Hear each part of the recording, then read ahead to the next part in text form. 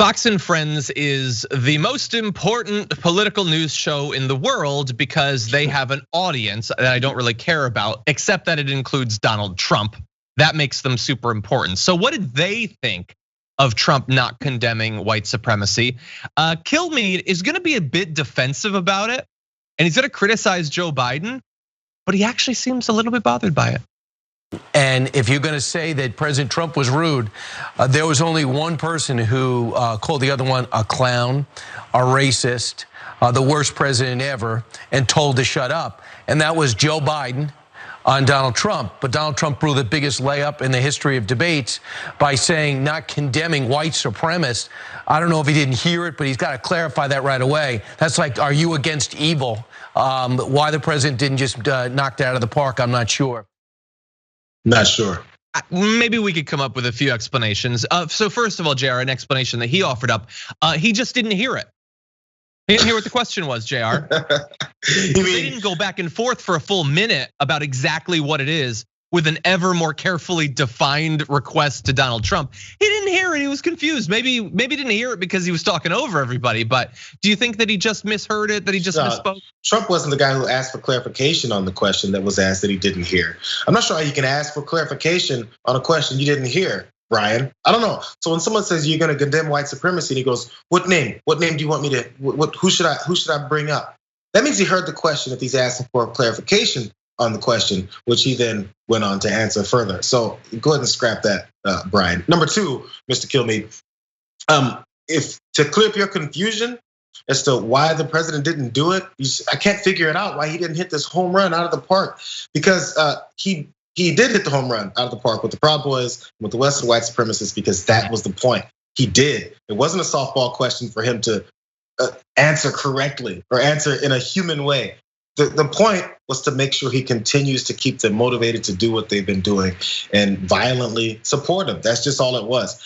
I don't know if Brian Kilmeade doesn't get that or if he's really trying to give some on-the-fly advice. I think that's more what it is. He's definitely trying to give on-the-fly advice because he knows the president watches this show. There's no way he's confused as to whether or not he really condemns or believes the white supremacists are the most horrible people in the country. Because ask the Central Park Five if Donald Trump is a white supremacist. Ask the people that he discriminated against with housing if Donald Trump is a white supremacist. This is all before he came into office. Ask Latinos that he claimed are rapists and murderers and killers driving up in caravans. Ask him if he thinks Donald Trump is a white supremacist. He's told us many times before. Donald Trump doesn't have to tell us again last night because he's told us every time he speaks how much of a white supremacist he is. He told Bob Woodward, hey, yeah, that whole thing about whether or not I empathize with the anger and frustration Black Americans have from the history of racism in our country. No, Bob, you're drinking the Kool-Aid. I don't hear that at all. He said it. He said it, and no one likes to talk about it. He says it over and over and over again. We don't need any more answers as to why he's in support of white supremacy. He's in support of white supremacy because he is one. Yeah, 100%, 100%. And maybe if you're a senior member of the Trump administration, you might say, as we saw last week, I'm not sure that Trump is a deep enough thinker to really grasp white supremacy. He just knows that they support him. Okay, he's an idiot. I get that. Same thing though, he's okay with it.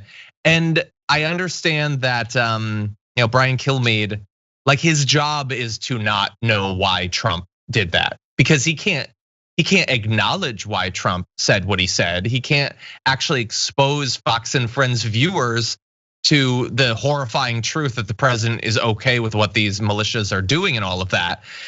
It's just sad though. It's sad. I was sort of joking, I guess, in the intro, but they are incredibly important. And this is the sort of propaganda that they spread. They shield Trump's base from having to acknowledge what he is, even while many of them, that's what they like about him.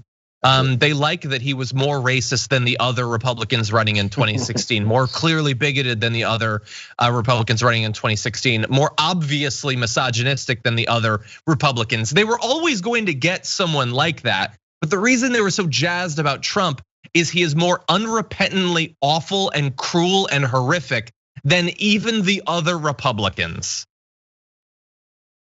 Now, that's what gets you somewhere in this country. It does. It does. If you're a commentator and you like that, you'll make tons of money, Absolutely. far more than Jaron ever will. If you're a politician, you'll do just fine.